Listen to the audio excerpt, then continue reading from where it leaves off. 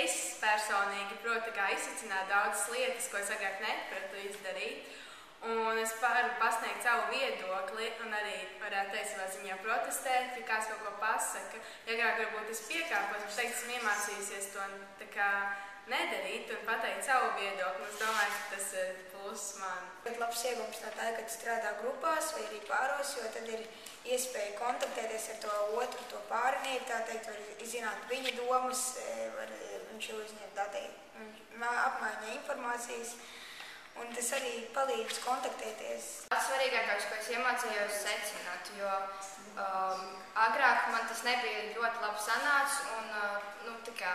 Piemēram, kad kaut kāda lieta, kur es nesaprotu, es viņu pārus un man viņu vajag paskaidrot, tad es viņu varu jau labāk paskaidrot un man ir savas viedokļi. Lasīšana attīsta prasmi lasīt.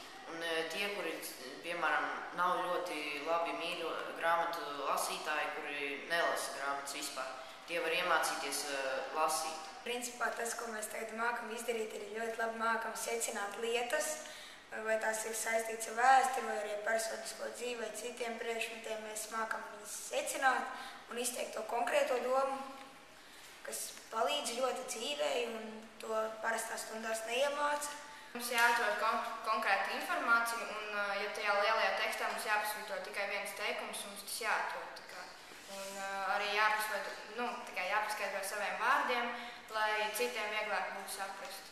Mēs mākam arī to konkrēto informāciju dabūt no tā teksta ārā, kas ir ļoti svarīgi, ka tev nav jāparaksta burtnīcā viss tas teksts, un pēc tam, tā teikt, svarīgākais jāiesvītro, un tad tu iesvītro pilnīgi visu to rindkopu, bet māki izvilkt tikai to pašu galveno, vai arī saviem vārdiem tā teksta tos galvenās lietas pārveidot un izveidot pats savu faktu. Par tiem pašiem secinājumiem tas liels iegums, tāpēc, kad tu pats, piemēram, ja teiktu tā pašām darba intervijām, un tā, tu pats vari izcināt, vai tev viņas vajadzīgas vai nav, un kā tu viņas liederīgi izmantosi, un vispār secinājumi, tas ir ļoti, tā ir laba lieta, kas ir katram jāiemācās, un arī par pozitīvo un negatīvo. No visur jāsaskat pozitīvais un negatīvais. Par tām pašām darba intervijām. Tu arī vari iet uz darba interviju un skatīties, kas tajā darbā ir pozitīvs un negatīvs, un, protams, jau labāk ieraudzīt vairāk pozitīvās lietas. Zināju, ka katrs var ļoti labi paskaidrot tās lietas, kuras, piemēram, mums vajag zināt, un katram ir savs viedoklis, un katrs var viņu aizstāvēt un protestēt, ja viņam kaut kas nepatīk. Es esmu vairāk ar tiem cilvēkiem sadarbojies, ar tiem, kuriem man īsti nevēlas.